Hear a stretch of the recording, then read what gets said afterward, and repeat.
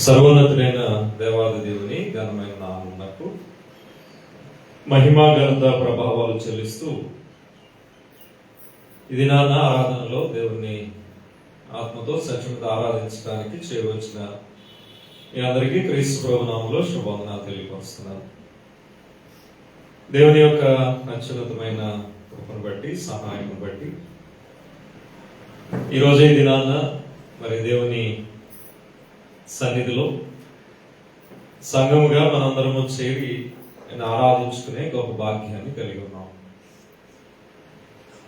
ఎంతో మంది ఒకవేళ ఆరాధించేటటువంటి అవకాశం ఉన్నప్పటికీ కూడా ఆరాధించలేని వారిగా మిగిలిపోతున్నారు. కొంతమంది అసలు దేవుని ఆరాధించాలి అనేటటువంటి ఆలోచన లేక బ్రతుకుతున్న వారిని కూడా మనం చూస్తాం. ఇలాగున అనేక రకాలుగా ఒకవేళ ఆరాధించే వారు ఉన్నప్పటికీ వారు ఎలా ఆరాధించాలనే సత్యారాధన చేయలేని వారు కూడా ఉన్నారు. కానీ దేవుని కృప మన ఎడల ఎంత గొప్పది అని అంటే, ఆరాధించే ఆ దేవుణ్ణి మనం కనుగోగలిగాం. ఆరాధించడానికి ఆయన సమయాలను మనకి ఇస్తూ ఉన్నాడు. ఆయనను మనం సత్యారాధన చేసేటటువంటి అవకాశాన్ని కూడా దేవుడు మనకు ఇస్తున్నాడు. ఎంత భాగ్యాన్ని దేవుడు మనకి ఇచ్చాడు. సో ఇలాంటి విలువైన సమయాన్ని మనం సద్వినియోగపరుచుకుని దేవునికి మహిమ తెచ్చేవారుగా ఉండాలనేది ఆయన ఆలోచన.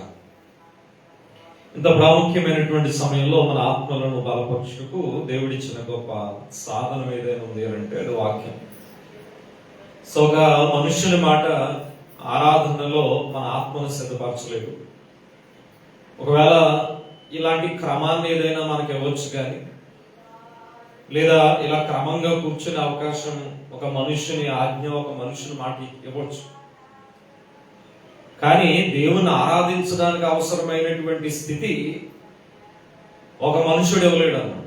ఎందుకంటే ఇది ఆత్మ కదా, హృదయ సంబంధమైనటువంటిది కనుక దీనిని క్రమపరిచేవాడు, సక్రమంగా నడిపించేవాడు, మన ద్వారా ఆరాధనను పొందుకునేటటువంటి విధానాన్ని మనకి ఇచ్చేవారు దేవుడే. అందువల్ల ఆయన ఆత్మచేత మనం నడిపింపబడటం అనేది ఆరాధనలో చాలా ప్రాముఖ్యం. ఆత్మచేత మనల్ని నడిపించేటటువంటి దేవుడు మనకి ఏమిచ్చాడు, ఏమిస్తున్నాడు అంటే ఆయన వాక్యాన్ని ఇస్తున్నాడు. కనుక ఈ విషయాన్ని జ్ఞాపకం చేసుకోవాలి. ఈరోజు వాక్య పరిచర్యలో ఒక చిన్న విషయాన్ని మీకు జ్ఞాపకం చేయాలని ఇష్టపడుతున్నాను. ముఖ్యంగా దేవుని యొక్క సంకల్పంలో స్త్రీ పురుషులు అనేటటువంటి వారు దేవుని ఉద్దేశాన్ని బట్టి ఏర్పాటు చేయబడిన వారు అనే సంగతి మనం ఎరిగిన వారు. ఇలాంటి స్త్రీ పురుషుల యొక్క నిర్మాణం వెనుక దైవ ఉద్దేశం ఏంటి, అసలు ఎందుకు మానవ జాతిని దేవుడు ఈ విధంగా నిర్మాణం చేశాడు, ఆది కాలము అంటే సృష్టికి పునాది వేసినది మొదలు, మానవునికి రూపం ఇచ్చినది మొదలు ఇప్పటి వరకు కూడా మానవ జాతి ఆయా రీతులుగా స్త్రీ పురుషులుగా కుటుంబాలుగా బిడ్డలను కలిగి వర్ధిల్లడానికి దీని వెనుకున్నటువంటి దేవుని ఆలోచన ఏమిటి అనే విషయాన్ని మనం ఒకసారి గమనిస్తే బహుశా ఇక్కడ ఉన్న మన అందరికీ తెలుసని నేను అనుకుంటున్నాను. మనల్ని దైవ కుమారులుగా లేదా క్రీస్తు ద్వారా పరిశుద్ధులు నిర్దోషులైనటువంటి బిడ్డలుగా మార్చాలన్నటువంటిదే దైవం యొక్క ఆలోచన. ఇది మన మనసులో పెట్టుకోవాలి. ఏమిటంటే అసలు దేవుడు ఎందుకు స్త్రీ పురుషులు నిర్మాణం చేస్తున్నాడు, ఎందుకు బిడ్డలను ఇస్తున్నాడు, ఎందుకు కుటుంబాలుగా కట్టబడి అవకాశం ఇస్తున్నాడు, ఎందుకు అనేక మంది మనుషులు ఈ భూమి మీద పుడుతున్నారు తల్లి గర్భం నుంచి. ఇవన్నీ ఒకసారి మనం ఆలోచన చేసుకోగలిగితే దీని వెనుకున్న ఆలోచన ఏమిటి అని అంటే దేవుని ఆలోచన లేదా దేవుని సంకల్పం. ఏముందండి దైవాలోచనలు అని అంటే, ఇలాగున పుట్టినటువంటి ఈ మనుష్య కుమారులను దైవ కుమారులైనటువంటి వారిగా మార్చాలన్నదే దేవుని ప్రణాళిక. ఈ ప్రణాళికలో ఈ కార్యాన్ని నెరవేర్చే భారం అంతా ఎవరు కలిగి ఉన్నారంటే ప్రభు అయిన యేసు క్రీస్తు వారు కలిగి ఉన్నారు. అలాగే పరిశుద్ధాత్మ దేవుడు కలిగి ఉన్నారు. కనుక ఇలాంటి సంకల్పాన్ని దేవుడు మన ఎడల కలిగి ఉండి ఈ జీవితాలను మనకి ఇచ్చాడనేది మొట్టమొదటిగా మీకు చెప్తున్న విషయం. అందులో ప్రాముఖ్యంగా ఈరోజు మనం స్త్రీ యొక్క ప్రాముఖ్యతను మనం ఆలోచన చేయబోతున్నాం. దేవుని సంకల్పంలో స్త్రీ యొక్క ప్రాముఖ్యత, స్త్రీ పాత్ర ఇట్లా ఆలోచన చేయగలిగితే అసలు స్త్రీని దేవుడు నిర్మాణం చేయడం వెనుక అసలైనటువంటి ప్రాథమికమైనటువంటి ఉద్దేశాలు మనం తెలుసుకోగలిగితే దేవుని మహింపరిచేవారుగా మనం ఉండగలం. అలాగనే సంఘానికి మేలుకరంగా ఉండే స్థితిలో మనం ఉండగలం. ఎందుకంటే ఈరోజు క్రైస్తవ సమాజంలో స్త్రీ, అలాగే లోకంలో కూడా స్త్రీ ఒక ప్రత్యేకమైనటువంటి పాత్రను కలిగి ఉంది. ప్రాముఖ్యంగా మనం గమనిస్తే ఒక తల్లిగా, ఒక అంటే చిన్ననాటి నుంచి చూస్తే ఒక కుమార్తెగా మనం చూడగలం. ఆ తర్వాత ఒక యవనస్తురాలుగా స్త్రీని మనం గమనిస్తూ ఉంటాం. ఆ తర్వాత భార్యగా ఆమె రూపాంతరం చెందుతుంది. ఆ తర్వాత దేవుని కృపను బట్టి తల్లిగా మారి వృద్ధాప్య దశ వరకు కూడా ఒక విలువైనటువంటి ఒక వృద్ధ స్త్రీగా కొనసాగుతుంది. మీరు మానవ జీవితంలో గమనించండి, ఒక స్త్రీకి దేవుడు ఇచ్చినటువంటి గొప్ప భాగ్యం ఏంటంటే ఇన్ని పాత్రలను పోషిస్తుంది ఆవిడ. అంటే ఒక కుమార్తెగానే కాకుండా ఆ తరువాత తాను ఎన్నో ఎన్నో ఎన్నో పాత్రలు, అది కూడా విలువైన పాత్రలు తాను పోషిస్తూ ఉంటున్నాను. అంటే దేవుడు ఎందుకు ఈ స్త్రీని ఈ విధంగా చేయడం, ఎలా చేశాడు అది అనేది మనం చూద్దాం. అంత గొప్పగా స్త్రీని నిర్మాణం చేయడం వెనుక దైవ ఉద్దేశం ఏంటి? మళ్ళా ఈ భూమి మీద ఇన్ని పాత్రలను ఆమెకి ఇవ్వడం. ఇంకా విచిత్రమైన విషయం ఏంటి అని అంటే, లోకంలోనే ఆమె పాత్ర వహించడమే కాకుండా, అంటే ఆమె లోకంలో ఉన్నటువంటి ఈ మనుష్య జాతి కొరకే లేదా తన కుటుంబం కొరకే కాకుండా దైవ కుటుంబం కొరకు కూడా ఆమె యొక్క పాత్ర ఉండాలని దైవాలోచన ఉంది. ఇంత గొప్పగా స్త్రీని దేవుడు నిర్మాణం చేసుకున్నాడు. అసలు ఆదిలో దేవుడు స్త్రీని నిర్మాణం చేయడం వెనుక ఉద్దేశాన్ని తెలియపరిచే మాట మనం ఇప్పుడే చదివాం. ఏమిటది? ఆదికాండం 2వ అధ్యాయంలో 18వ వచనాన్ని కనుక మనం గమనించినట్లయితే ఈ విధంగా మనకు ఒక వచనం అక్కడ గ్రంథంలో మనం చూస్తాం. 2వ అధ్యాయం 18వ వచనంలో అసలు స్త్రీ నిర్మాణం వెనుక, స్త్రీని దేవుడు సృజించడం వెనుక, ఆమె పాత్ర వెనుక ఉన్నటువంటి మొట్టమొదటి ఉద్దేశాన్ని ఇక్కడ తెలియపరుస్తున్నాడు. మరియు దేవుడైన యెహోవా నరుడు ఒంటరిగా నుండుట మంచిది కాదు. అది ఆయనకు అర్థమైంది. ఈరోజు చాలా మంది వివాహాన్ని నిషేధించేవారు ఉన్నారు. తిమోతి పత్రికలు అంటాడు, చాలా మంది బోధకులే ఏం చేస్తారట, వివాహమును నిషేధించు అనే మాట ఉంటుంది తిమోతి పత్రికలో. లేదంటే ఇవి తినకూడదు, మనకు అపవిత్రత వచ్చేస్తుంది అని మాట్లాడేవారు ఉంటారు. అసలు దేవుడు అసలు వివాహ వ్యవస్థను ఏర్పాటు చేసింది ఎవరు? దేవుడే. ఆ వివాహ వ్యవస్థను ఏర్పాటు చేయడానికంటే ముందు అందులో ప్రధానమైనటువంటి స్త్రీని నిర్మాణం చేశాడు. స్త్రీని నిర్మాణం చేసి ఆమె ఉద్దేశాన్ని తెలియపరుస్తున్నాడు అనమాట. ఎందుకని? నరుడు ఒంటరిగా నుండుట మంచిది కాదనే ఆలోచన ఆయనకుంది. నిజమే, వాస్తవమే. ఒకవేళ నరుడు నరుడుగానే ఉన్నాడు అనుకోండి, నరజాతి ఉండదు. ఇది వాస్తవం. అంటే అంటే ఆనాడు ఆదాము అనేటటువంటి నరుడు అలాగే ఉన్నాడు అనుకోండి, తనతోనే ఏమవుతును, ఈ యొక్క తన యొక్క జీవితం క్లోజ్ అయిపోయింది. కానీ ఆ నరుడు నరుడుగా ఉండిపోవడం దైవ ఆలోచన కాదు. ఆయనకి ఆలోచన ఉంది, వేరే ఆలోచన ఉంది.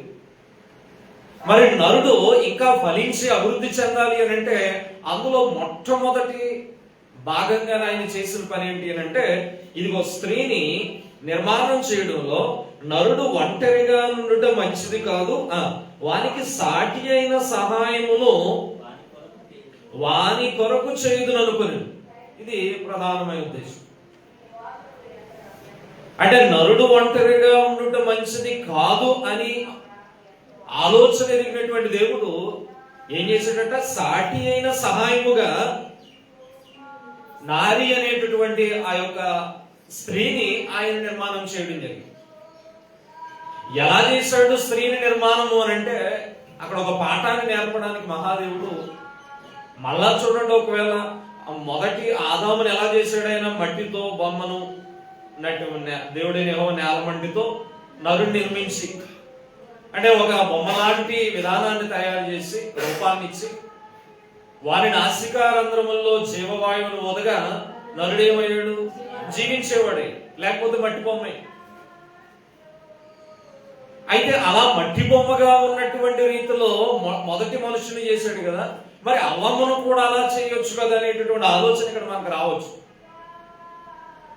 కానీ దేవుడు ఎందుకు ఇలాంటి వ్యవస్థ అవ్వమ్మ విషయంలో, నిర్మాణ విషయంలో ఆయన పెట్టాడు అని అంటే, స్త్రీ నిర్మాణ విషయంలో అక్కడ ఒక విషయాన్ని మనం గమనించాలి. అది ఆ తర్వాత మీకు అర్థమవుతుంది. చూడండి, మీరు 21వ వచనం నుంచి చదివితే, ఆమెను ఎలా సాటి అయిన సహాయంగా ఆయన నిర్మాణం చేశాడు? అప్పుడు దేవుడైన యెహోవా ఆదామునకు గాఢ నిద్ర కలగజేసి, అంటే స్త్రీని నిర్మాణం చేసేటటువంటి ప్రాసెస్ స్టార్ట్ చేశాడు. ఆదామును ఎలా తయారు చేశాడు? ఆ మట్టిలో నుంచి డైరెక్ట్ గా. మరి ఇప్పుడు అవ్వమ్మను కూడా అలాగే చేస్తే బాగుండు కదా అనే ఆలోచన మనకు వస్తుంది. కానీ దేవుడు ఎందుకు ఇలా ప్రత్యేకంగా మళ్ళీ ఆదామును ఎంచుకున్నాడు అవ్వమ్మను తీయడానికి అని అంటే, అక్కడ ఉంటుంది చూడండి, యెహోవా ఆదామునకు గాఢ నిద్ర కలుగజేసి, అంటే మొదటి గాఢ నిద్ర అంటే ఏంటది? మత్తు అన్నమాట. అంటే మొదటి ఆపరేషన్ దేవుడే చేశాడు. అర్థమైందండి? మొదటి మత్తు ఇచ్చినటువంటి, ఏమంటారు ఇంగ్లీష్ లో, ఎనస్థీషియా డాక్టర్. ఎంత ఆపరేషన్ చేసే డాక్టర్ అయినా, గుండె డాక్టర్ అయినా, ఆ మత్తు ఇచ్చే డాక్టర్ వరకు వెయిట్ చేయాలి. ఆయన లేకపోతే ఈయనేమి చాలా ముఖ్యమైనది ఆపరేషన్స్ లో, మెడికల్ వ్యవస్థలో. ఈ మెడిసిన్స్ చేసేటటువంటి వారు ఎవరైనా డాక్టర్లు అందరికీ కూడా చాలా ఉపయోగకరమైనటువంటిది ఈ అనస్థీషియా. ఏదో చిన్న చిన్న గాయాలైతే మనకి మొత్తం అవసరం లేకుండా చేసేస్తారు అనుకోండి, కానీ లోపల ఉన్నటువంటి ఆర్గాన్స్ కి మనం ఆపరేషన్ చేయాలి అని అంటే ఆ బాధ భరించలేం కనుక దానికి ఖచ్చితంగా మొత్తం ఇవ్వడం అనేటటువంటిది ఉంటుంది. ఏ భాగాల్లో ఆపరేషన్ చేస్తుంటే ఎక్కడ మొత్తం ఇవ్వాలి అనేది వాళ్ళు చదువుతారు ప్రత్యేకంగా. అంతేగాని మొత్తం కదా ఆ డాక్టర్ ఇచ్చేసుకోవచ్చు కదా మనం అనుకుంటే కుదరదు. గుండెకి ఆపరేషన్ చేస్తుంటే దానికి ఎక్కడెక్కడ ఉంటుంది దానికి. అంతేగాని గుండెకి ఆపరేషన్ కదా చేయగలిగితే అది వెళ్తా అక్కడికి. అర్థమైంది? కరెక్ట్ గా ఏ యాంగిల్లో ఇవ్వాలి, ఏ డైరెక్షన్ లో ఇవ్వాలి అనేది వాళ్ళు ఇచ్చిన తర్వాత ఆ ఏరియా అంతా కూడా మత్తుగా అయినప్పుడు అప్పుడు మిగిలిన డాక్టర్లు దాన్ని చేయాల్సినవి చేస్తూ ఉంటారు. అంటే గాఢ నిద్ర అనేటటువంటిది, ఈ అనస్థీషియా అనేటటువంటిది ఎంత ప్రాముఖ్యమైనదో చూడండి. ఆదామునకు గాఢ నిద్ర కలుగు చేశాడంటే మహాదేవుడు మొదట్లో కలుగు చేసి, అతడు నిద్రించినప్పుడు, అంటే మత్తులకు వెళ్ళాడు అన్నమాట. నిద్రించినప్పుడు అంటే దైవం దృష్టిలో నిద్ర, మన దృష్టిలో మత్తు. సో నిద్రించినప్పుడు అతని ప్రక్కటెముకలలో ఒక దానిని తీసి ఆ చోటును మాంసముతో పూడ్చివేసినట్టు, అంటే ఆపరేషన్ చేశాడు అన్నమాట మహాదేవుడు. సో గమనించండి, అవ్వ యొక్క స్త్రీ అనేటటువంటి ఆ నిర్మాణాన్ని ఆయన చేయడానికి ఆదాముని ఆయన ఆపరేషన్ చేశాడు అన్నమాట, లేదా ఆదాముని ఆయన కట్ చేశాడు. ఏం చేశాడు? ఏం తీసాడంటే బయటికి ప్రక్కటెముకలలో ఒక దానిని తీసి ఆ చోటును మాంసముతో పూడ్చివేసెను అని. తీయడం అయితే ఏం తీసాడు? బయటికి ఎముకను తీసాడు, ప్రక్కటెముకని. వెంటనే ఏం చేశాడు? అలా స్కిన్ కానీ ఇలాంటివి ఏం తీయలేదు ఆదాములో నుంచి. ఓన్లీ ప్రక్కటెముకని, అంటే బేస్ తీసాడు అన్నమాట. ముఖ్యమైనటువంటి మూలకాన్ని తీశాడు. తీసి మిగిలిన శరీరాన్ని ఆయన పూడ్చివేశాడట. మరి తీసిన ఎముకని ఏం చేశాడో చూడండి. తరువాత దేవుడైన యెహోవా తాను ఆదాము నుండి తీసిన ప్రక్కటెముకను స్త్రీనిగా నిర్మించి, అది ఎలా నిర్మించాడో చెప్పలేదు. అర్థమైందా? ప్రక్కటెముకనైతే తీశాడు. ఇప్పుడు ఆదాము నిర్మాణం గురించి మనకు కొంచెం స్పష్టంగానే చెప్పబడింది. నేల మట్టితో నిర్మించి అన్నాడు. అంటే నేల మట్టితో ఆ యొక్క ఏదో ఒక ఈ రూపాన్ని చేసి ఆ నరుడు ఆ యొక్క బొమ్మలోనికి జీవవాయువును వదగానున్నటువంటి జీవాత్మ ఆయనని చక్కగా రాయడం. కానీ స్త్రీ నిర్మాణ విషయానికి సంబంధించి ఎముకలు మాత్రమే తీసుకున్నాడట ఇందులో నుంచి. ప్రక్కటెముకగా తీసుకున్నటువంటి ఆ ప్రక్కటెముకని ఎలా చేశాడట? స్త్రీనిగా నిర్మించి ఆమెను ఆదాము వద్దకు తీసుకొచ్చాడు. అంటే ఆదాము యొక్క శరీర నిర్మాణము లేదా ఆదాము యొక్క జీవ నిర్మాణం ఒక రీతిగా కనబడుతుంది, అవ్వమ్మ యొక్క శరీర నిర్మాణం ఒక రీతిగా కనబడుతుంది. అర్థమైందా? అయితే ఆదాము యొక్క శరీరంలో తీసుకున్నటువంటి ఈ ప్రక్కటెముకను దేవుడు అవ్వమ్మగా చేసి లేదా స్త్రీనిగా చేసి నిర్మించి ఆయన ఎవరి దగ్గర తీసుకొచ్చాడట? ఆదాము వద్దకు తీసుకొచ్చాడు. ఇప్పుడు ఆదాము వద్దకు తీసుకొచ్చాడంటే ఇప్పుడు ఆ ఇరువురు ఒకే రూపంలో ఎదురు బదులు ఉన్నారనమాట. అంతేనండి. ఇప్పుడు ఆదాము వద్దకు తీసుకొచ్చిన అవ్వమ్మ ఆయన వల్లే శరీరం కలిగి లేదనుకోండి. అర్థమైందా? లేదా ఈ రోజు మీరున్నట్టుగా స్త్రీలు ఎలాగైతే ఉన్నారో వారికి ఇవ్వబడినటువంటి స్వరూపం అనమాట, అలా అవ్వమ్మ గారు లేరనుకోండి, ఆయన యాక్సెప్ట్ చేస్తాడా? అంటే అవ్వమ్మ ఖచ్చితంగా ఒక పురుషుని వలె ఇలాంటి శరీరాన్ని ఆమె కలిగి ఉంది. ఆమెకి ఇవ్వబడినటువంటి శరీర సౌష్ఠవాన్ని కలిగి ఉంది, రూపాన్ని కలిగి ఉంది. ఈరోజు మీరు ఏ రూపాన్ని అయితే ఈ చుట్టూ ఇవన్నీ కలిగి ఉన్నారు అన్ని కలిగి ఉన్నాయి. అంటే దేవుడు అక్కడ స్పష్టంగా రాయలేదు, కానీ సింపుల్ గా ప్రక్కటెముకని ఎలా మార్చేశాడట? స్త్రీనిగా నిర్మించి ఆదాము వద్దకు తీసుకొస్తే ఆయన ఏం చేశాడు? అప్పుడు ఆదాము ఇట్లా, నా ఎముకలలో ఒక ఎముక, నా మాంసములో మాంసము, ఇది నరునిలో నుండి తీయబడిన కనుక నారి అనబడును. అంటే నేను నరుణ్ణి, ఆమెమో నారి అనే మాట ఆయన వాడాడు అనుకోండి. కాబట్టి పురుషుడు తన తండ్రిని తన తల్లిని విడిచి తన భార్యను హత్తుకొనును, వారు ఏక శరీరమైందురు. ఇది కారణం. అంటే దేవుడు ఎందుకు స్త్రీని ఎంత గొప్పగా ఆదాములో నుంచే ఒక భాగంగా తీసి ఆమెను నిర్మాణం చేశాడంటే,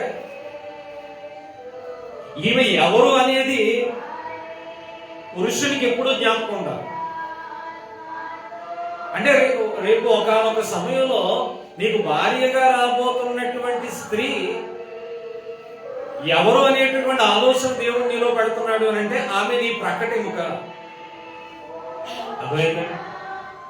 అంటే నేను స్త్రీని ఎందుకొరకు నిర్మించానంటే నీ కొరకే నిర్మించాననే ఆలోచన దేవుడు పురుషుని ముందు పెడుతున్నాడు.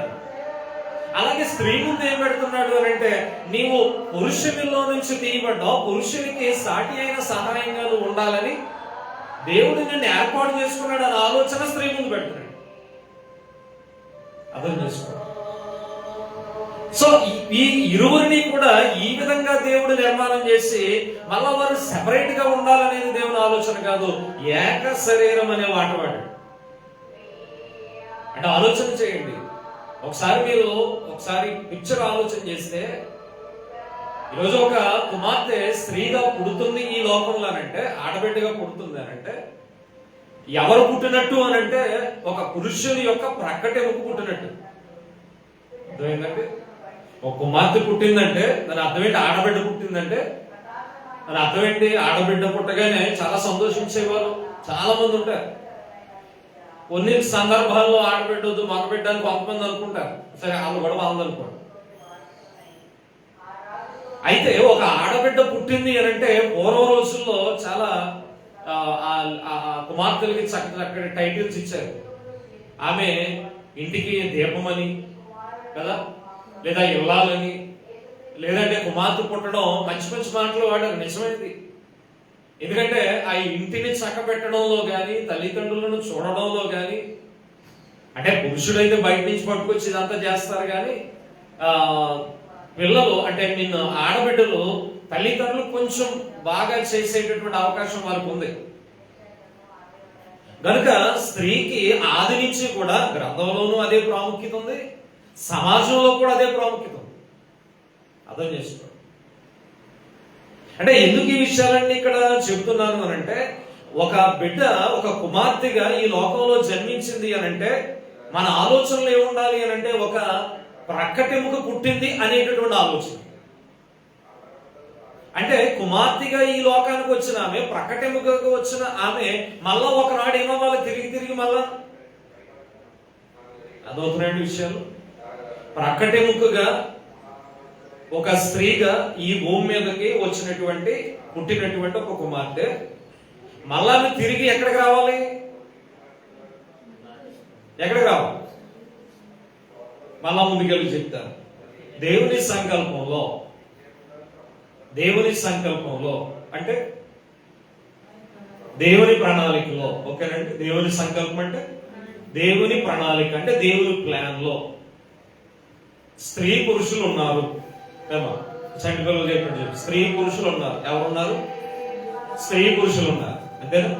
అంటే ఎవరు? స్త్రీ పురుషులు మనమే కదా, స్త్రీ పురుషులు ఉన్నారు. ఎవరి సంకల్పంలో? దేవుని సంకల్పం కదా. దేవుని సంకల్పంలో స్త్రీ పురుషులుగా మనం ఉన్నాం కదా. ఇంకో తల్లి గర్భమందు జన్మించి ఇక్కడ ఉన్నాం. అయితే స్త్రీ సంకల్పంలో స్త్రీ యొక్క పాత్రను గురించి నేను ఈరోజు చెప్తున్నాను. ఎవరి పాత్ర? స్త్రీ పాత్రను గురించి మీకు చెప్తున్నాను. స్త్రీ పాత్ర అంటే ఆమె యొక్క ఉద్దేశం ఏంటి, అసలు దేవుడు స్త్రీని ఎందుకు చేశాడు, ఏమో అసలు స్త్రీని దేవుడు ఎందుకు ఎవరి కొరకు ఇచ్చాడు, ఇట్లాంటి విషయాలన్నీ కూడా ఇందులో మాట్లాడుతున్నాం. అంటే మనం మొదటికెళ్ళి చెప్తున్నాం, మీకు అర్థం అవ్వలేదు కాబట్టి. అయితే ఈ స్త్రీని దేవుడు మానవానికి లేదా మానవ జాతిలో ఉంచడం వెనుక ఒక ఉద్దేశాన్ని మొదటిగా ఇక్కడ తెలియపరిచాడు. ఏంటి ఆ ఉద్దేశం? ఆదాముని దేవుడు ఆదిలో మొదటి మనుషునిగా చేశాడు కదా. ఎలా చేశాడని చెప్పాను? మంటితో ఆయన నిర్మాణం చేశాడు, జీవాత్మనిచ్చాడు, జీవాన్ని ఇచ్చాడు, ఆయన జీవాత్మగా ఉన్నాడు. అయితే స్త్రీని అలా చేశాడా? అలా చేయలేదు. ఎలా చేశాడట? ఇప్పటి వరకు చదువుకున్నాం. ఎవరు ప్రకటెముకలు? దేవుని ప్రకటెముకలో నుంచా?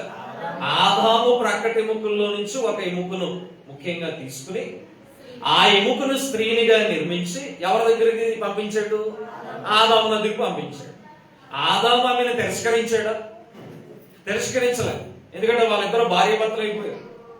తండ్రిని తల్లిని విడిచి ఏమన్నాడు అక్కడ? తన భార్యను హత్తుకొను అన్నాడు. అంటే అంతలోపే ఈమె ఏమైపోయింది? అక్కడ ఆ భార్య అయిపోయింది. మీరు అర్థం చేసుకోండి. ఇప్పుడు అక్కడ భార్య అయిపోయిందని చెప్పి అక్కడ వివాహానికి సంబంధించిన పెద్ద మ్యాటర్ ఏమి కనపడదు. కానీ దేవుడు చేసిన మొట్టమొదటి వివాహం ఇది. మన వివాహం చేయాలంటే రకరకాల ఏర్పాట్లు, రకరకాల చాలా పాటలు ఉంటాయి కదా. కానీ దేవుడు వివాహం చేయాలంటే ఆ ఒక్క వచనం సరిపోయింది. ఓకే. సో ఇలాగున ఆదామునందు ఒక అవ్వను తీసుకురాగానే, దేవుడు పంపించగానే ఆమెను ఆదాము ఏం చేశాడు? తన భార్యగా హత్తుకున్నాడు. ఇప్పుడు దాన్ని బట్టి నేను ఏం చెప్తున్నానంటే, మళ్ళీ ఏమన్నాడు? హత్తుకును వారు ఏక శరీరమై ఉందురు. అవ్వము లేనప్పుడు ఏక శరీరం ఎవరు? ఆదాము ఒక్కడే. ఇప్పుడు ఆదాములో నుంచి ఎవరు వచ్చారు? అవ్వము వచ్చింది. మళ్ళా అవ్వ వచ్చిన తర్వాత మళ్ళా దేవుడు ఏమంటున్నాడు? ఆమెని ఈయనకు భార్యగా చేసి మళ్ళా ఏక శరీరం అంటున్నాడు. అర్థమైందంటే ముందు నరుడుగా ఉంటే ఏక శరీరమే, ఒక్కటే శరీరం అయినా.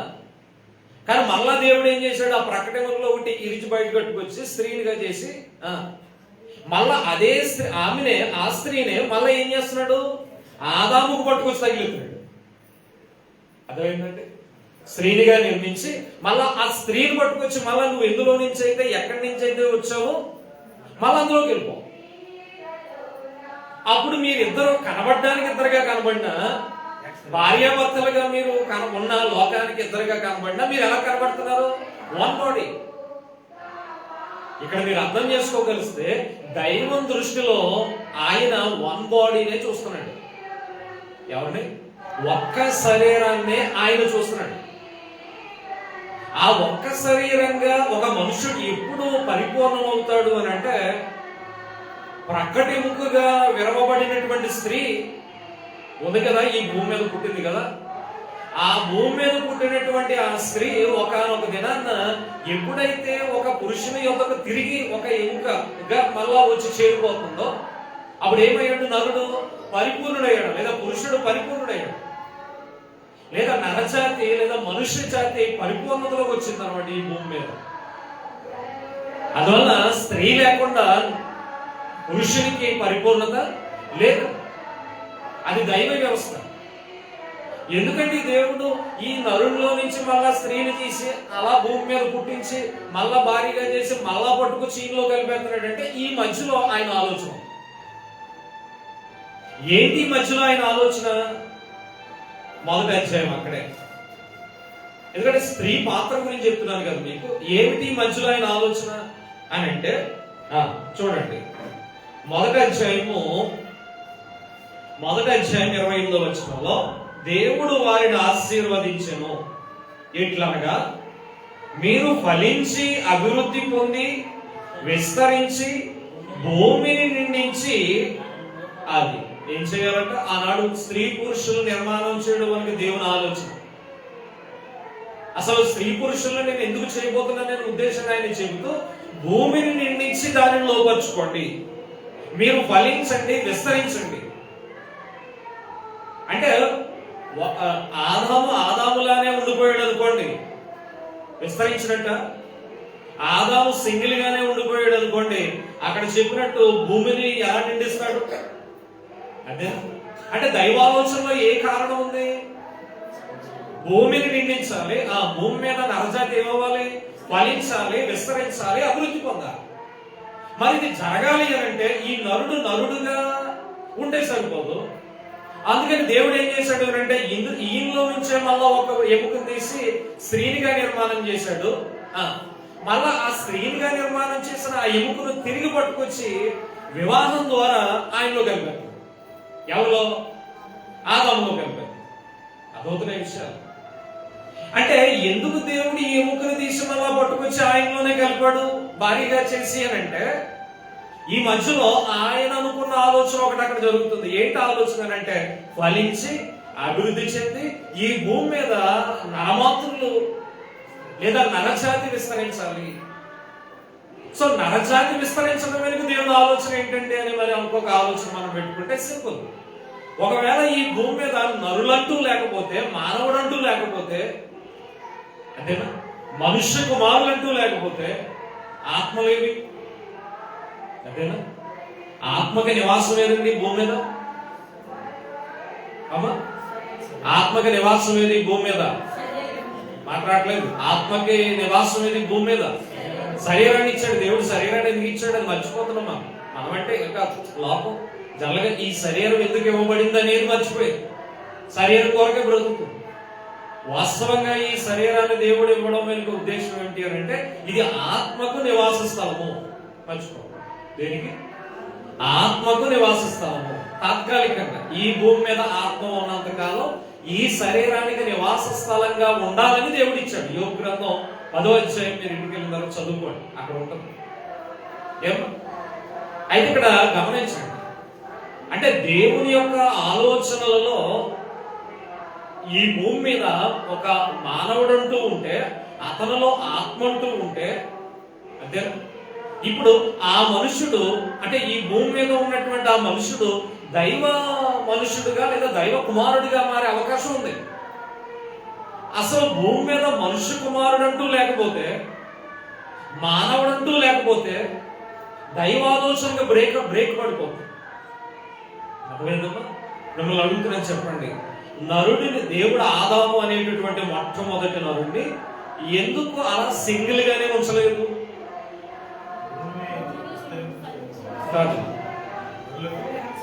అది మధ్యలో జరిగింది. అసలు దైవ ఉద్దేశం ఏంటి? నరుడిని ఎందుకు అలా సింగిల్ గా ఉంచలేదు ఆయన? ఎందుకు మళ్ళా స్త్రీనిచ్చి భార్యనిచ్చి అంతా ఎందుకు చేశాడు? ఎందుకు అనంటే దీని వెనుక ఆయన ఉద్దేశం, ఆయనకి ఎవరు కావాలి? ఏ సంతానం? మామూలు సంతానమా? నరుల సంతానమా? మనుషుల సంతానమా? త్వరగా చెప్పండి. ఇంకా కరెక్ట్ అండి. మీరు అంటే ఈ లెవెల్లో చెప్తున్నారు, నేను ఆ లెవెల్లో అడుగుతున్నా. యేసుక్రీస్తు వారు ఏ సంతానం కావాలి ఆయనకి?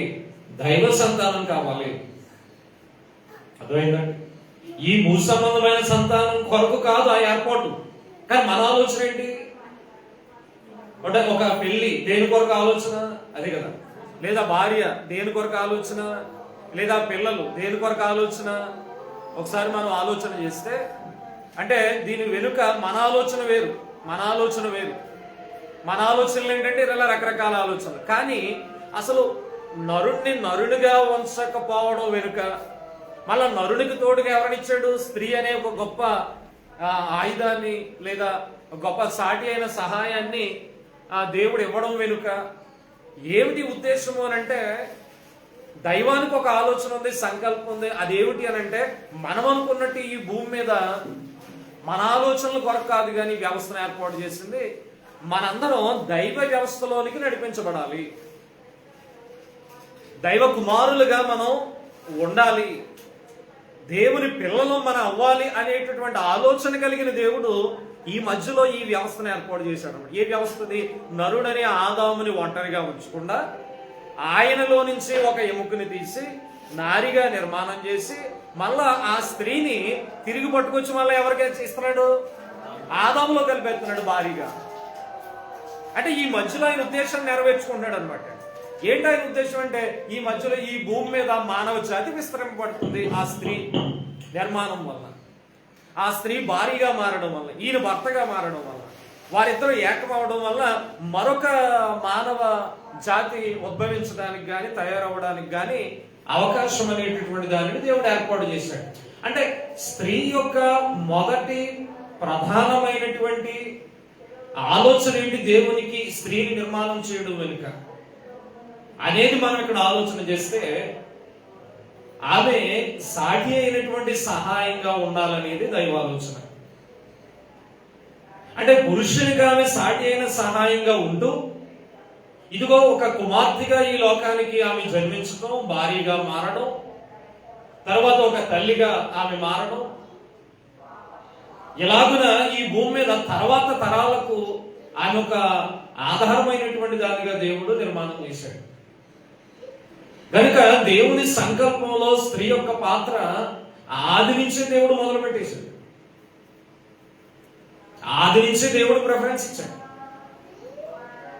ఇలా దేవుని సంకల్పంలో స్త్రీలుగా మీరందరూ వాడబడాలి, లేదా స్త్రీ పాత్రను మీరు నెరవేర్చాలనేటటువంటి ఉద్దేశంతో దేవుడు ఈ విధమైన ఆలోచన కలిగి ఈ నిర్మాణాన్ని మీకు ఇచ్చాడనే విషయాన్ని మీరు జ్ఞాపకం చేసుకోవాలి. అయితే ఇక్కడ ఒక ప్రశ్న, ఆదాము ఉన్నట్టుగా, ఆదామును దేవుడు చేసినట్టుగానే ఈరోజు పురుషులందరూ చేయబడుతున్నారా? అంటే మట్టితో ఆయన చేశాడు కదా ఆదాముని, జీవవాయువును ఊదాడు కదా, అలాగే మరి పురుషులందరూ చేయబడుతున్నామా? కాదు. మరి ఇప్పుడు స్త్రీ నిర్మాణం ఎలా చేశాడో మనం చూసాం. అలా స్త్రీలుగానే అలాంటి నిర్మాణంలోనే ఇప్పటి స్త్రీలను కూడా దేవుడు చేస్తున్నాడా? అది అంటే ఆదిలో ప్రారంభ మానవులైనటువంటి ఆది మానవులైనటువంటి వారికి దేవుడు ఇచ్చినటువంటి ప్రారంభం అది. అయితే ఆ తరువాత మానవ జాతిని ఉద్భవింపచేసేటటువంటి శక్తి సామర్థ్యాలు దేవుడు వారికి ఇచ్చేసాడు అన్నమాట. ఇప్పుడు అదే చెప్పాను. ఆమె ఏమవుతుంది? కుమార్తెగా ఈ లోకానికి జన్మించిన ఆ యొక్క చిన్న బిడ్డ స్త్రీ ఏమవుతుంది? ఆ పెద్దదై పెరిగి ఒక భార్య స్థానంలోకి వెళ్ళి మళ్ళా భర్త అనేటటువంటి ఒక పురుషుణ్ణి ఆమె వివాహ వ్యవస్థ ద్వారా పొందుకుని ఈ ఇరువురు కూడా ఏకమవడం వల్ల ఏమవుతుంది అని అంటే, దేవుడు చేసిన పని ఏం చేస్తున్నారు అనమాట. ఒక మాటలో చెప్పాలంటే, ఆనాడు ఆదిలో స్త్రీ పురుషుల్ని ఎవరు నిర్మాణం చేశారు? దేవుడే కదా, తన హస్తములతో. మరి ఇప్పుడు ఆ బాధ్యతను దేవుడు ఎవరి మీద పెట్టాడు? అదే ఎవరు వాళ్ళు? ఆ భార్యాభర్తలు అనేటటువంటి ఆ స్త్రీ పురుషుల మీద పెట్టాడు. భార్యాభర్తల మీద పెట్టాడు వాస్తవంగా చెప్పాలంటే. ఎందుకంటే భార్యాభర్తలు కాకుండా స్త్రీ పురుషులు చాలా మంది ఉంటారు లోకంలో. ఆనాడు దేవుడు సృష్టిలో చేసినటువంటి ఆ గొప్ప కార్యాన్ని చేసేటటువంటి బాధ్యత మళ్ళీ ఎవరి మీద పెట్టాడంటే భార్యాభర్తల మీద పెట్టాడు. అందువల్ల ఆ భార్యాభర్తలు వారు వివాహ వ్యవస్థలోకి వెళ్ళినప్పుడు, వారు కుటుంబ దాంపత్య జీవితంలోకి వెళ్ళినప్పుడు ఆ తల్లి గర్భాన్ని ఆశీర్వదించి దేవుడు ఏం చేస్తున్నాడంటే మరొక వ్యక్తిని భూమి మీదకి ఆయన నడిపిస్తున్నాడు. తల్లి గర్భము ద్వారా ఒక కుమారుడు లేదా ఒక కుమార్తె అంటే ఒక మనుష్య జాతి ఉద్భవించడానికి దేవుడు వారిని కారణం చేశాడు.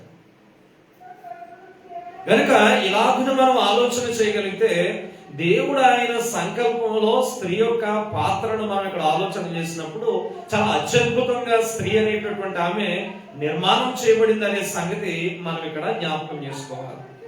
వాస్తవంగా స్త్రీ యొక్క ఉద్దేశము ఇలా ఉన్నదని దేవుడు ఎరిగి ఆయన అంత గొప్ప నిర్మాణం చేసి ఆమెకు ఆ బాధ్యతను ఇచ్చాడు.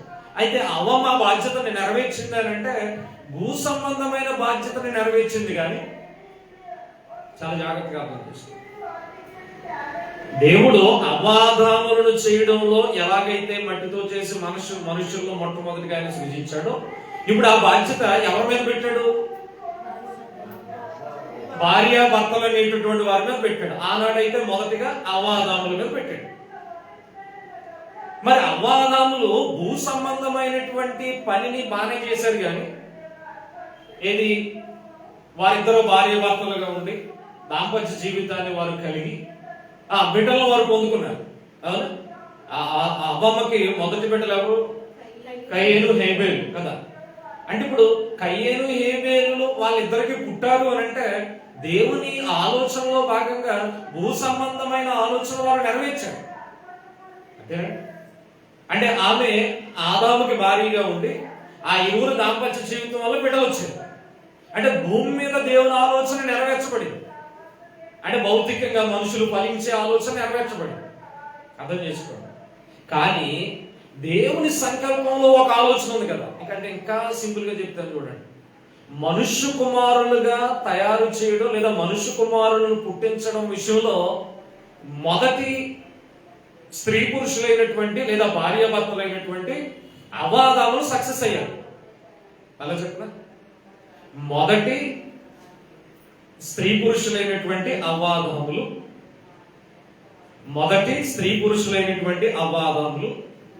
దేవుని సంకల్పంలో భాగంగా ఈ భూమి మీద మరొక మనుష్యులను పుట్టించడంలో సక్సెస్ అయ్యారు. ఎందుకంటే దేవుని ఆలోచనే, దేవుడు ఫలించమన్నాడు కదా. అలాగ మనుషులు లేకపోతే ఎవరు లేరని చెప్పుకున్నాం. అలాగ మనుష్య జాతి అనేది లేకపోతే ఎవరు లేరు? దేవుని కుమారులు లేరు. అంటే ఈ కుమారులు లేకపోతే ఆ కుమారులు లేరు. ఈ సృష్టి లేకపోతే ఆ సృష్టి లేదు. అర్థమవుతుందా? అర్థమైందా? అంటే దేవుడు స్త్రీ పురుషులకు అందులో బాగా ముఖ్యంగా స్త్రీ గురించి చెప్తాను కాబట్టి స్త్రీకి ఇక్కడ బాధ్యతనిచ్చాడు. అంటే ఇక్కడ పనిని నెరవేర్చే బాధ్యతనిచ్చాడు. ఆ పని కొరకు కూడా బాధ్యతనిచ్చాడు. ఇప్పుడు ఆ విషయంలో అవ్వాదాములు ఈ పనిని బాగానే నెరవేర్చారు. ఏ పనిని? భూ సంబంధమైనటువంటి పనిని, అంటే భూమి మీద ఫలించడం అనే పనిని బాగానే చేశారు. అందుకే కదా కయ్యేను హేబేలు పుట్టారు. కానీ ఏ పనిని వారు విస్మరించారు? లేదా దేవుని ఏ ఉద్దేశాన్ని వారు విస్మరించినట్టు కనపడుతుంది అని అంటే దేవుని కుమారులుగా బ్రతికే విషయంలో మాత్రం వారు తప్పటడుగు వేసినట్టుగా మనం చూడొచ్చు. అర్థమైందా? అంటే భూమి మీద మనుషులు విస్తరించడంలో దేవుడు వారికి అప్పగించిన బాధ్యతను భార్యాభర్తలుగా నెరవేర్చారు. టిక్ పెట్టారు. కానీ వారు దేవుని పిల్లలుగా, దేవుని కుమారులుగా, దేవుని ఉద్దేశాన్ని నెరవేర్చేవారుగా ఉన్నారు అని అంటే ఒక్క పొరపాటు చేశారు. ఏంటో పొరపాటు అని అంటే పాపం. అర్థమైందా? దేవుడు ఎందుకు అవ్వమ్మను ఆ విధంగా ఆయన అక్కడ కొంచెం ఆయన మాట్లాడిన సందర్భం ఉంటుంది, శపించిన సందర్భాలు ఉంటాయి, శిక్షణ ఇచ్చిన సందర్భాలు ఉన్నాయి, ఆదాముకు ఒక శిక్షణ ఇచ్చిన సందర్భాలు ఉన్నాయి, వాళ్ళను మోసగించిన సాతానునికి కూడా ఆయన ఒక శిక్షను చెప్పాడు కదా. అదంతా 3వ అధ్యాయం చదువుతున్నాం. అంటే ఎందుకు వారి జీవితాలు భూ సంబంధంగా ఫలించిన దేవుడు ఎందుకు ఆ శిక్షణ అంటే వారు భూ సంబంధంగా దేవుని ఉద్దేశాన్ని నెరవేర్చినప్పటికీ పర సంబంధంగా దైవాలోచనలో దేవుని ఉద్దేశాలను నెరవేర్చలేనట్టుగా మనకు కనబడు. ఏంటి దేవుని ఉద్దేశం, మరి ఏమి నెరవేర్చలేదండి అనే ప్రశ్న వస్తుంది. ఈనాడు మనం కూడా ఆలోచన చేసుకోవాలి. ఈరోజు స్త్రీ పురుషులుగా ఈ జీవితాలు దేవుడు మనకి ఇస్తున్నాడంటే భూమి మీద దేవుని ఉద్దేశాన్ని నెరవేరుస్తున్నాం. ఐ మీన్ ఏమిటది? భూమి మీద ఫలించడం, బిడ్డలను కలిగి ఉండడం. ఏమో బిడ్డలు కలిగి ఉండడం, చక్కటి బిడ్డలు పడుతున్నారు, అది కూడా ఆయన ఇచ్చే బహుమానం అనుకోండి. అంటే ఈ భూమి మీద దేవుని ఆలోచన నెరవేరుస్తున్నాం. అయితే ఈ భూమి మీద కుమారులు, మనుష్య కుమారులను తయారు చేయడంలో కానీ మనుషు కుమారులు రావడంలో కానీ మనం చక్కగానే ప్రవర్తిస్తున్నాం. కానీ ఈ మనుషు కుమారులుగా ఉన్నటువంటి వారు దైవ కుమారులుగా మారడంలో మనము దైవ ఉద్దేశాన్ని నెరవేరుస్తున్నామా లేదా, స్త్రీగా పురుషునిగా మన పాత్రను నెరవేరుస్తున్నామా లేదా అనేది ఇక్కడ చాలా ప్రాముఖ్యమైన సంగతి. అవాదములు భూమి మీద దేవుని ఆలోచన నెరవేర్చడంలో ఉపయోగపడ్డారు, బాగానే చేశారు. కానీ వారు దేవుని సంకల్పంలో, వారు దైవ విధానంలో వారు విజయాన్ని సాధించారని అంటే ఒకసారి చూడండి. అసలు మైండ్ ఉండలేదు, నీకు ఎలా ఉందో కానీ ఇక్కడైతే తీసేస్తానండి. నాకైతే నేను ఆరాధన మానేస్తాను, నాకు చాలా ఇదిగా ఉంది. ఇక్కడ తీసేసి ఇంకా దగ్గర పెడతాను. ఎందుకంటే ప్రాణం విసుగుపోతున్నాను, ప్రతి వారం చాలా ఇబ్బందిగా ఉంది. ఎందుకంటే ఆదివారం విలువైన సమయం, ఈ సమయానికి ఎంతో ప్రయాసపడి మీరు వస్తున్నారు, ప్రయాసపడి నేను వస్తున్నాను. కొద్ది సమయం, ఈ సమయంలో వాక్యాన్ని జాగ్రత్తగా స్పష్టంగా వినకపోతే, చెప్పకపోతే, మీరు వినకపోతే అది ఏ ప్రయోజనం లేదు. అందువల్ల ఈ భవిష్యత్తులో ఇది వద్దు ఇక్కడ. ఎందుకంటే ఎప్పటికైనా ఉంటుంది, మనం ఇప్పుడు పెట్టుకునే ఇలాగ ఉంటుంది. సో నేను అది తీసేయాలి. ఇంకా కష్టమైన ఎక్కడైనా మరి చూడాలి, ఏం చూద్దాం, ప్రార్థించాలి. సో ఇక్కడ అవాదాములు, సరే ఇక్కడికి వద్దాం. అవాదాములు ఏ విషయంలో వారు తప్పు చేశారు లేదా ఏ విషయంలో వారు మార్గం తప్పారనే విషయాన్ని ఇక్కడ గమనిస్తే ఆదికాండం 2వ అధ్యాయంలో 2వ అధ్యాయం 9వ వచనం చూడండి. మరియు దేవుడైన యెహోవా చూపునకు రమ్యమైనది ఆహారమునకు మంచిదియునైన ప్రతి వృక్షం, అంటే ఆదాము వల్ల మొట్టమొదటిగా దేవుడు తీసుకెళ్లి ఎక్కడ పెట్టాడు? ఏదైనా తోటలో పెట్టాడు. పెట్టి వారికి ఏమి ఇచ్చాడట? ఆ చూపునికి రమ్యము అంటే బాగా కనబడేది. తర్వాత ఏమన్నాడు?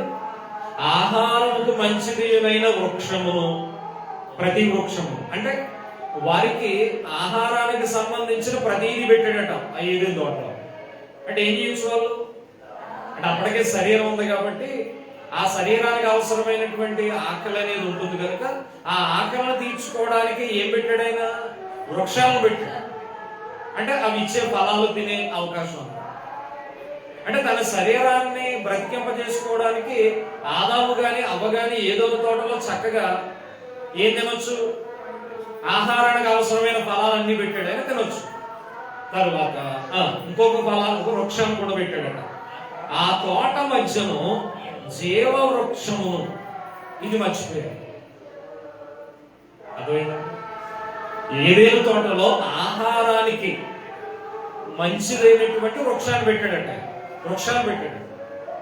ఇప్పుడు నిజంగా అవ్వ ఆదాము లేదా ఆదాము వాటిని తిని తన శరీరాన్ని కాపాడుకుంటాడు, శక్తిని పొందుకుంటాడు, బాగానే ఉంది.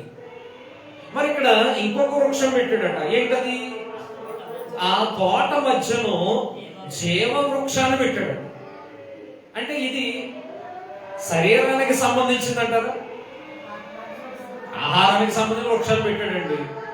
అవి కాచే ఫలాలను తింటాడు. దానివల్ల ఏమవుతుంది? శరీరం ఆరోగ్యంగా ఉంటుంది, సరిపోయి. దేవుడు ఇంకొక వృక్షాన్ని పెట్టాడు. ఏంటది? జీవ వృక్షం. అర్థం చేసుకో. మరి ఆ జీవ వృక్షాన్ని ఎందుకు కొరకు పెట్టుకుంటాడు? శరీరం కొరక? శరీరం కొరకు ఇవి ఉన్నాయి కదా ఆల్రెడీ. మరి ఈ జీవ వృక్షాన్ని ఎందుకు పెట్టుకుంటాడు? అతనిలో దేవుడు ఆ నరుడైనటువంటి ఆదాముకి ఏమి ఇచ్చాడు? జీవాత్మని ఇచ్చాడు కదా. ఆ జీవాత్మ బ్రతకడానికి ఏం పెట్టాడు? అక్కడ జీవ వృక్షాన్ని పెట్టాడు. అంటే బహుశా అక్కడ వృక్షము అంటే అది మిగిలిన వృక్షాలు లాంటిది అంటారా? మనకేదో సినిమాల్లో వీడియోల్లో ఏదో చూపెడతారు కానీ అలాంటిది కాదు. అర్థమైందండి? ఆహారాన్ని ఇచ్చే వృక్షం అంటే ఇప్పుడు మన కళ్ళకు కనబడుతున్నట్టు దానికి ఒక మొదలు ఉంటుంది, దానికి ఇలా కాండం ఉంటుంది, ఆకులు ఉంటాయి, కొమ్మలు ఉంటాయి, ఇలాంటి పళ్ళు ఇలా ఎర్రగా ఉంటాయి, లేదా అవి పండుతాయి, ఇది ఉంటుంది. సరే, మనం కోసుకుని తింటాం. మరి జీవవృక్షం అంటే అలా ఉంటుందా? ఖచ్చితంగా అలా ఉండదు. అక్కడ వృక్షం అనేటటువంటి మాట ఏంటి అని అంటే జీవధార అన్నమాట. అర్థమైందా? వాస్తవంగా మన జీవానికి ఆహారం ఏదని ప్రభువు చెప్పాడు? వాక్యమే. ఆయన అన్నాడు, నేనే అన్నాడు. నేనంటే వాక్యం. అంటే ఈరోజు మన శరీరం బ్రతకాలంటే ఆదాముకి ఇచ్చినట్టే దేవుడు మనకు కూడా ఇచ్చాడు, సరిపోయింది. అంతేనా? మనం కూడా అదే ఫలాలు తింటున్నాం. కాకపోతే ఇంకొంచెం ఎక్స్ట్రాడినరీగా మాంసాలు కూడా తింటున్నాం అంతే. కానీ ఆదిలో దేవుడు ఇచ్చిన ఆహారం ఏది? శాకాహారమే. ఆకుకూరలు ఇచ్చాడు, తెలుసండి మీకు? ఆకుకూరలు ఇచ్చాడు, పళ్ళు ఇచ్చాడు. కానీ ఆ తరువాత ఆయనే మార్చాడు. 6వ అధ్యాయం దగ్గరికి వచ్చినప్పటికీ జీవము గల వాటిని నువ్వు తినన్నాడు, కానీ రక్తంతో తినొద్దన్నాడు. ఎందుకు అనంటే ఈ మనుషుడు పాపం చేయడం వల్ల, అది మళ్ళీ వేరే పాఠం అనుకో, మనుషుడు పాపం చేయనంత వరకు సాత్వికమైనటువంటి ఆహారమే సరిపోయింది తనకి. కానీ ఎప్పుడైతే పాపం చేశాడో తన దృష్టి రక్తం మీద పడింది. రక్తం మీద కాచాడు మొదటి మనిషి, స్కిన్ మీద పడింది. అందుకని దేవుడు తన సిస్టమ్ను మార్చాడు అన్నమాట. తినే విషయంలో మనకు కొంచెం ఏమిచ్చాడంటే అవకాశం ఇచ్చాడు, మాంసం కూడా తినని. ఒకవేళ నిజంగా దేవుడు మాంసము భుజించే అవకాశం ఇవ్వలేదు అనుకోండి, ప్రమాదం ఏం జరుగుతుందో చెప్పంటారా? ఇప్పుడు జంతువులకి మనం ఏదైతే కోల్డ్ మీట్ తింటున్నామో దానికి రక్తం ఉంది, మనుషునికి ఏముంది కదా, దానికి స్కిన్ ఉంది కదా, దీనికి స్కిన్ ఉంది. ఒకవేళ దేవుడి వేరియేషన్ ఇవ్వలేదు అనుకోండి, అందుకని భూజంతువుల్లో కానీ ఏదైనా తినవై అన్నాడు. ఒకవేళ క్లారిటీ మనకి ఇవ్వలేదు అనుకోండి, ఏమవుతుంది మనుష్య జాతి? ఏమవుతుందో తెలుసా? శరీరం అంటే ఒక మనిషిని మరొక మనిషి భక్షించుకుని తినే అవకాశం కూడా వచ్చేది. అంటే దేవుని యాంగిల్ వేరు అనమాట. మన ఆలోచన వేరు, దేవుని ఆలోచన వేరు. అంటే పాపముతో నిండినటువంటి మనుషుడు మరొక మనుషుల్ని భక్షించే అవకాశం ఉంది. ఈ పాపం ఏం చేస్తుందంటే ఈ స్కిన్ కి, రక్తానికి అలవాటైపోయినటువంటి మనసు అన్నమాట. కయ్యను మనసు ఏది? చంపేశాడంటే ఆ కత్తి పెట్టి తన తమ్ముడైనటువంటి ఏబేలుని నరికేశాడు. అంటే ఇప్పుడు ఆ కయ్యేని యొక్క మనసు దేన్ని క్యాచ్ చేసింది? ఆ రక్తాన్ని చూసింది. అర్థమైందా? లేదా స్కిన్ చూసింది. అంటే పాపం ఏం చేసింది అంటే మనుషుని ఆనాడు మొదటి మనుషులైనటువంటి కయ్యేన్ని ఆ పాపపు విధానంలో వీటి మీదకి మలిచింది అనమాట. అందుకని దేవుడు తన ఉద్దేశాన్ని ఇంకా క్లారిటీకి ఇచ్చాడు. సరే, ఇక నీకు మొక్కలు పనిచేయరు నాయన, తింటే మంచిదే, కానీ మొక్కలు పండ్లు పనిచేయవు నీకు, కాబట్టి నువ్వు ఇదిగో ఇవి తిను ఇవి తిను, ఎట్లాంటి విధానాన్ని ఇచ్చాడు అనుకోండి, అది వేరే విషయం. అయితే వాస్తవంగా శాకాహారం ఇప్పుడు నేను చెప్పక్కర్లేదు. ఇప్పుడు నేను ఇలా చెప్తున్నా మరి బ్రాహ్మణం లేదంటుంది కదా, అంతేనా? ఇప్పుడు ఇలా చెప్తున్నా అంటే మరొక రకంగా కాదు. ఎవరు చెప్పినా చెప్పకపోయినా ఇది నిజమా కాదా? ఇప్పుడు ఏం తినమంటున్నారు? మళ్ళీ వెనక్కి మళ్ళా ఫ్రూట్స్, మళ్ళా వెజిటేబుల్స్. విచిత్రం ఏంటంటే తిందాము అంటే తినే అవకాశం ఉన్నటువంటి కాలంలో తినలేదు మనం. అప్పుడు ఆ పండ్లు కానీ కూరగాయలు కానీ చాలా చక్కగానే ఉన్నాయి. ఏ విధమైన ఏమిటవి మందులు లేకుండా చాలా ఆరోగ్యకరంగానే ఉన్నాయి. కానీ నేను తిందామనుకునేటప్పటికీ హైబ్రిడ్ వచ్చేసింది, తెలుసా? అది ఇప్పుడు డైట్ ప్లాన్లు వేసుకుని ఏదో చేద్దామని లోపు ఏమొచ్చేసింది? అసలు నువ్వు తినే ఫ్రూట్ కూడా ప్రమాదమే, మీరు కొనే కూరగాయలు కూడా అంత హైబ్రిడ్. విదిన్ 1-2 months లో మనకి మార్కెట్లోకి వచ్చేస్తున్నాయి. అంటే ఏం పెరుగుతుంది అది? అదే లోపల ఉన్నదంతా ఏమిటనమాట? డొల్ల. అలాగే మాంసాల్లో కూడా చికెన్ తింటాం, మరి నీ స్కిన్ సరిపెట్టాలంటే ఆడు ఎక్కడి నుంచి పట్టుకొస్తాడు? 6 నెలలు మెగుతాడా? సంవత్సరాలు మెగుతాడా? అందుకని 2-3 నెలల్లో 4-5 నెలల్లో అది మనకు తయారయ్యి వచ్చేస్తుంది. అంటే ఇప్పుడు మనం ఉన్నదంతా కూడా ఏమిటిది అని అంటే మలినమైనటువంటి ఆహారం. అంటే ఎందుకు అని చెప్తానంటే దేవుడు ఆనాడు మొదటి మనుషుడైనటువంటి ఆదాముకి ఏమిచ్చాడు? ఫలాలిచ్చాడు, వృక్షాలన్నీ ఇచ్చాడు తినమని. మధ్యలో ఏం పెట్టాడంటే తన జీవానికి అవసరమైనటువంటి జీవ వృక్షాన్ని కూడా పెట్టాడు. అంటే ఆ జీవవృక్షం ఏమిటి అనే క్లారిటీ ఇక్కడ మనకి ఇవ్వలేదు, కానీ ఆయన మాటలే ఆదాముకి ఏంటి అన్నాడు అంటే ఆయన ఉద్దేశం ఏంటంటే ఆ జీవవృక్ష స్థానంలో నేను ఉన్నాను రా ఆయన అని చెప్పాడు. ఇక అర్థమైందా? జీవవృక్షం అంటే అక్కడ ఏదో పెద్ద వెలుగు ఉంటుంది, మన వాళ్ళు వేస్తారు కదా వీడియో, ఏం చేస్తారు? జీవవృక్షం కనబడి వెనకాల పెద్ద వెలుగేసేసి మళ్ళీ భయపెట్టేస్తారు. అది కాదు అక్కడ. దేవుడు మరి ఏ లైటింగ్ పెట్టాడు అక్కడ? సో జీవవృక్షం అనే దానిలో ఇన్నర్ మీనింగ్ ఏంటి అని అంటే అది భౌతికమైనటువంటి మనకున్న వృక్షాలు లాంటి వృక్షం కాదు, కానీ అందులో ఏముంది? నీకు జీవాన్ని ఇచ్చే దార ఉంది. మరి జీవాన్ని ఇచ్చే దార ఎవరిలో ఉందని క్రొత్త నిబంధనకు వస్తే కానీ తెలియలేదు మనకి. మీకు ఒక విషయం చెప్పనా? ఆ జీవవృక్షం ఎవరో కాదు, ప్రభువైన యేసు క్రీస్తే. అంటే ఆదాముకైనా డైరెక్ట్ గా కనబడినవాడు కాదు, కానీ యేసుక్రీస్తు జీవముగా వాక్యముగా ఎక్కడున్నాడు? ఆయన ఆదిలోనే ఉన్నాడు. అంటే ఈ ఏదైనా తోటలో ఆదాముకి ఇవ్వబడినటువంటి ఆ జీవధార, జీవవృక్షము ఎవరై ఉన్నారు? ప్రభువైన యేసుక్రీస్తే వాక్యంగా ఉన్నాడు అన్నమాట. అంటే దేవుని ఉద్దేశం ఏంటో తెలుసా? ఆదాము, నేను నీ శరీరానికి అవసరమైన ఇవన్నీ ఇచ్చాను కదా, తిను, హ్యాపీగా ఎంజాయ్ చేయి, నో ప్రాబ్లం. కానీ వీటన్నిటి మధ్యలో నేనున్నాను అని చెప్తున్నాడు అంతే. జీవవృక్షాన్ని ఏదో అక్కడ ఏదో చేశాడని కాదు. ఏమంటున్నాడు?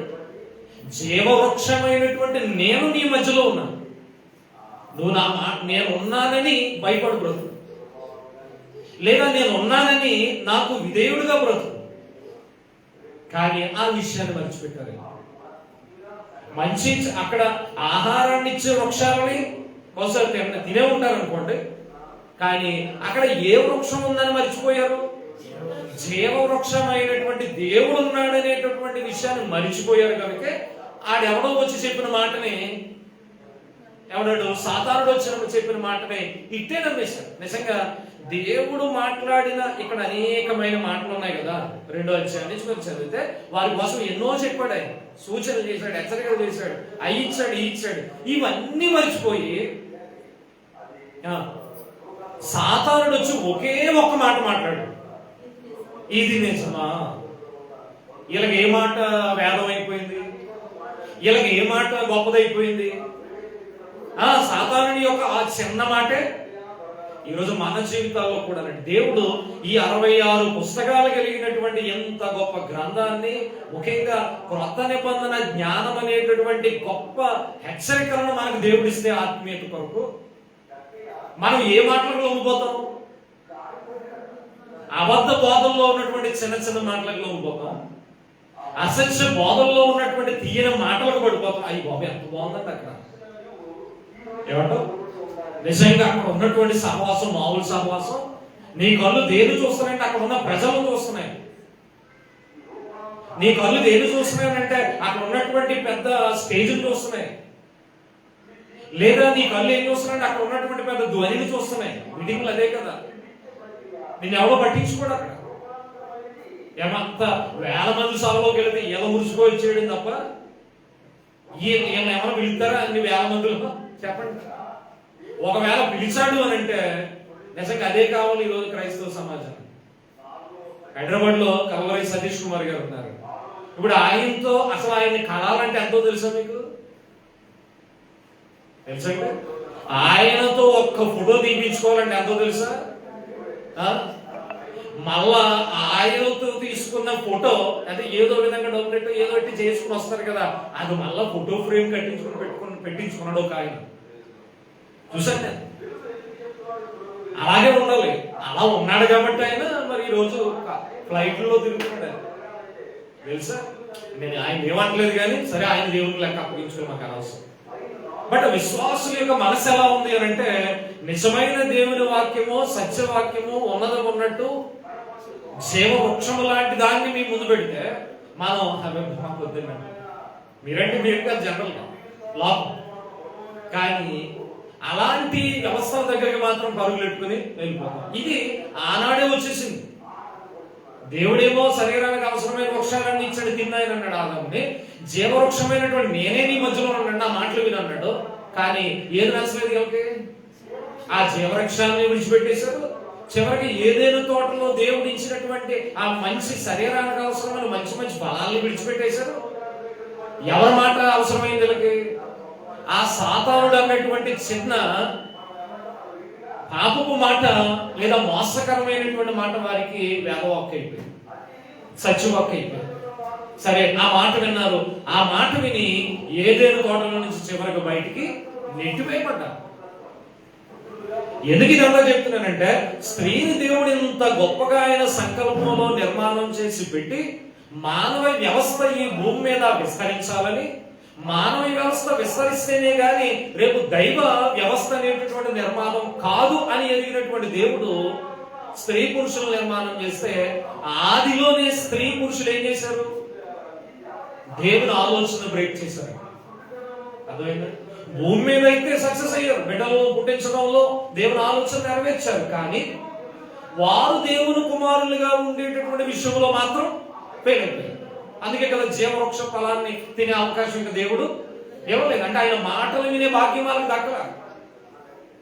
ఆ తరువాత ఇంకా అవ్వాదముల ప్రయాణం సాగింది. ఇంకా వాళ్ళకి దేవుని మాటలు చెప్పేవాడు అప్పుడు లేదు. దేవుడు ఇచ్చిన ఈ సృష్టిని అనుభవించుకుంటూనే వచ్చారు. ఆ తరువాత దేవుని మహాకృపను బట్టి ఆ జీవ వృక్షాన్ని మరలా ఈ రోజు దేవుడు మనకి ఇచ్చాడు. అర్థం చేసుకో. ఇప్పుడు ఆ జీవ వృక్ష ఫలాలు తినే అవకాశాన్ని ఆ ఏదేను తోటను పోలినటువంటి సంఘంలో మళ్ళీ ఆయన నాటి, అంటే క్రీస్తు ఎక్కడే కదా ఉన్నాడు. ఆనాడు ఏదేను తోటలో ఎవరు ఉన్నారని చెప్పుకున్నాం? జీవవృక్షాన్ని పోలి క్రీస్తు ఉన్నాడు కదా. అందులోంచి బయటకు వచ్చింది మానవ జాతి. మళ్ళా తప్పిపోయినటువంటి ఆ మానవ జాతిని వెతికి రక్షించాడట ఎవరు? యేసు. వచ్చి ఆయన ఉన్నటువంటి సంఘంలోనికి ఆ మానవ జాతిని మళ్ళా తిరిగి తీసుకు తెచ్చుకుని ఆయనే జీవవృక్షముగా ఆ సంఘములో ఉండి ఆ సంఘములో ఉన్న వారికి ఆయన జీవాన్ని ఆయన మాటల రూపంలో అందిస్తున్నాడు. కాబట్టి ఈరోజు మనం చేయాల్సింది, ఆనాడు ఆ సృష్టిలో ఆ ఏదుల తోటలో ఆనాడు ఉన్నటువంటి అబాధాములు భూ సంబంధమైనటువంటి విషయాన్ని మాత్రమే నెరవేర్చారు దేవుని ఉద్దేశం. కానీ దైవ కుమారులుగా ఉండే భాగ్యాన్ని వారు పోగొట్టుకున్నారు, నెట్టివేయబడ్డారు. కానీ ఈరోజు మనకి దేవుడి సంకల్పం అదే స్త్రీ పురుషుల పాత్ర. భూమి మీద నెరవేర్చవలసిన వారమై ఉన్నాం. ఓకే, అంటే మనుష్య జాతి విస్తరించడంలో మన పాత్ర ఉంది. అట్ ద సేమ్ టైం మనం ఎవరు కుమారులయ్యే అవకాశం? దేవుని కుమారులయ్యే అవకాశాన్ని కూడా మనం విడిచిపెట్టుకోకూడదు. అలా విడిచిపెట్టుకోకూడదు అని అంటే ఇదిగో సంఘం అనే ఈ ఏదేను తోటలో స్త్రీ పురుషులుగా మనం క్రీస్తు అనే ఆ జీవవృక్షంలో ఉన్నటువంటి ఆ మాటలను వినుట ద్వారా, క్రొత్త నిబంధన జ్ఞానాన్ని సత్యాన్ని అనుసరించడం ద్వారా దేవుని కనుసన్నలో ఉండగలమన్నమాట. నిజంగా ఏదేను తోటలో అవాదముల జీవవృక్ష ఫలాలను తింటూనే ఉన్నారనుకోండి, ఎంత బాగుంది. దేవుని ఎదురు చక్కగా ఉందరేమో కదా.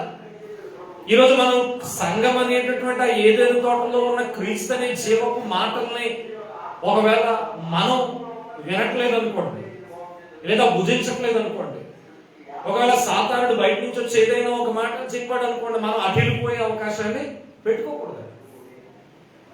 అప్పుడు ఏమవుతుందంటే ఆదాము అవ్వల వలె ఏదేను తోటలో నుంచి బయటికి నెట్టివేయమన్నట్టు సంఘంలో నుంచి ఆయన బయటికి నెట్టివేసే అవకాశం ఉంది. ఆలోచన చేద్దాం.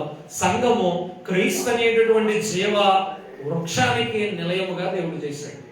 అందుకే బైబిల్ బోధనలో, బైబిల్ టీచింగ్స్ ఏం చెప్తారంటే, అంటే కొత్త నిబంధనలో మనం క్రైస్తవులుగా మారడం అనేది ఉంది కదా, దేవుని బిడ్డలుగా క్రీస్తు ద్వారా రక్షింపడడం అనేది ఉంది కదా, దీన్ని ఏమంటారంటే బ్యాక్ టు ఈడెన్ అంటారు. అంటే బ్యాక్ టు ఈడెన్. ఈడెన్ అంటే ఏదేను తోట. అంటే ఏదేను తోటలో నుంచి మనుషుడు బయటకు వచ్చేసాడో ఆదాము అవ్వల దగ్గర, మళ్ళా క్రీస్తు ద్వారా ఏమవుతున్నాడు? ఈ భూ సంబంధమైన ఏదేను తోట కాదు కానీ సంఘం అనే ఆత్మ సంబంధమైన ఏదేను తోటలోకి మళ్ళీ వస్తున్నాడు అనేది బైబిల్ పండితులు ఒక పోలిక చెప్తారు. నిజమే. నిజంగా ఈ ఏదేను అంటే సంఘం అనే ఏదేను తోటలో మనం ఉండగలిగితే అన్ని వృక్షాలు ఉన్నాయి. అది యేసుప్రభు ఏమన్నాడు? యేసుప్రభు ఏముందట? బుద్ధి, జ్ఞానము, సర్వసంపద. ఇప్పుడు బుద్ధి జ్ఞానం అంటే బహుశా ఈ లోకానికి సంబంధించింది దేవుడు ఇక్కడ ఇవ్వగలడు, అంటే ఆయనకి సంబంధించిన బుద్ధి జ్ఞానాన్ని ఇవ్వగలడు. అట్ ద సేమ్ టైం సర్వసంపదలు కూడా ఎక్కడే ఉన్నాయి. ఆ ఏదేను తోటలో తినడానికి వృక్షం ఉంది, జీవానికి అవసరమైన జీవవృక్షం ఉంది. అలాగే ఈరోజు సంఘంలో క్రీస్తు ద్వారా సర్వసంపదలు ఇక్కడే ఉన్నాయి. మన జీవానికి అవసరమైనటువంటి బుద్ధి జ్ఞానాలు కూడా ఇక్కడే ఉన్నాయి. రేపు పరలోకానికి నడిపించే శక్తి కూడా ఇక్కడే ఉంది. అంటే క్రీస్తు ఇక్కడే ఉన్నాడు. ఒక ఆలోచన చేద్దాం. ఈరోజు స్త్రీ నిర్మాణం వెనుక దేవుని ఆలోచన ఏమిటి అని అంటే ఒక్క విషయాన్ని చెప్పాను మీకు. ఏం ఆలోచన అంటే దేవుని సంకల్పంలో ఆ స్త్రీ మాత్రమే కాదు, ఆ స్త్రీ పురుషులు కలిసి 2 పనులు చేయాలి. ఒకటి, ఈ భూమి మీద మానవ జాతి విస్తరించడంలో దేవుని ఆలోచన నెరవేర్చాలి. ఓకేనా? అంటే వివాహం జరగడం ద్వారా, వారు దాంపత్య జీవితాన్ని అనుభవించడం ద్వారా కుటుంబ వ్యవస్థను నిర్మాణం చేయాలి. అదొకటి. రెండవది ఏంటి? అయిపోయిందా, మేము దేవుని సంకల్పాన్ని నెరవేర్చేసామా, అక్కడ వరకే లోకం అనుకుంటుంది. కానీ దేవుని ఎరిగిన వారిగా మనం గుర్తించాలి. అదొక్కటే కాదు, అసలైనది కూడా ఉంది. ఏంటది? ఈ భూమి మీద నరులు కుమారులను లేదా మనుషు కుమారులను పుట్టించడమే నీ పని కాదు, దైవ కుమారులుగా పుట్టించేటటువంటి అవకాశాన్ని క్రీస్తు ద్వారా దేవుడు ఇచ్చాడు. ఆ కుమారులుగా మనం మన బిడ్డలను మలిచేవారుగా ఉండాలి. లేదా మనుషుడు దైవ కుమారుడిగా మారే అవకాశాలను సద్వినియోగపరచుకోవాలి. అందుకొరకు మనం క్రీస్తునందుకు రావాలి, క్రీస్తునందు విశ్వాసం ఉంచాలి. ఆయన మాట విని ఆయన మీద విశ్వాసం ఉంచేవాడు నశింపగా నిత్య జీవం పొందినట్లు ఆయన దేవుడు మనకి ఇచ్చాడు. 3:16 వచ్చింది. కాబట్టి దేవుడు లోకాన్ని ఎంతో ప్రేమించాడు, అంటే మనుషులను ప్రేమించాడు. ఆ ప్రేమ మనం ఎలా మారాలని? కేవలం ఈ భూమి మీద మనుషు కుమారులుగానే కాదు, ఒక తల్లికి తండ్రికి బిడ్డలుగానే కాదు, ఆ తండ్రికి బిడ్డలు అవ్వాలి. అది కూడా ఆ తండ్రికి బిడ్డలు అవ్వాలి అని అంటే క్రీస్తునందు మనందరం రక్షింపబడి ఆయన సంఘముగా ఏర్పాటు చేయబడాలన్నది దైవ ఆలోచనగా మీకు తెలియపరుస్తూ ఇచ్చిన మాటలు ముగిస్తున్నాను. ఈ మాటలు విన్న మీ అందరినీ కూడా సర్వోన్నతుడైన దేవుడు దీవించి ఆశీర్వదించి ఆయన మహిమలో ప్రతి కార్యమును మన జీవితాల్లో ఆయన జరిగించాలని మనసారి ఆశిస్తూ ఇచ్చిన మాటలు ముగిస్తున్నాను. మీ అందరికీ కూడా ప్రత్యేకమైన శుభాలు తెలియపరుస్తూ ఈ సమయాన్ని ముగిస్తున్నాను. Thank you. God bless you.